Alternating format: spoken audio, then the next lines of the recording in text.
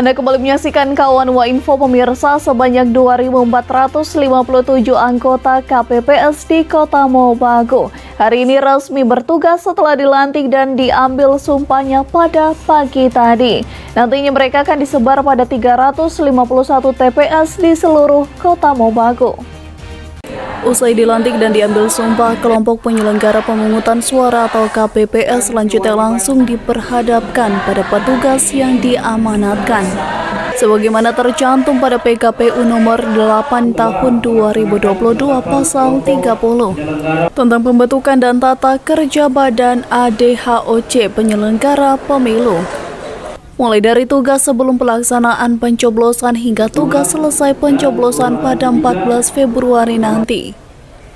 Ke-2.457 KPPS yang dilantik ini akan tersebar di 351 TPS di seluruh Kota Mobagu, yang meliputi 4 kecamatan serta 33 desa dan kelurahan, di mana masing-masing TPS ini diisi 7 KPPS yang akan bertugas.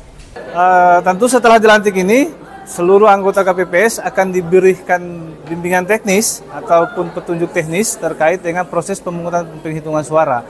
Nah, KPPS ini akan bertugas di awal sebelum proses pemungutan suara di hari H tanggal 14 Februari, itu mereka akan bertugas mempersiapkan pembuatan TPS, juga akan menyampaikan C pemberitahuan atau istilahnya undangan ke pemilih untuk mendatangi TPS.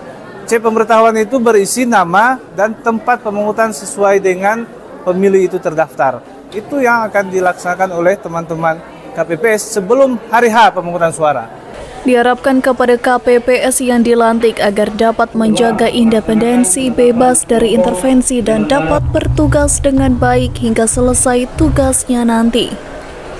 Tim Liputan Kawan Wa TV melaporkan.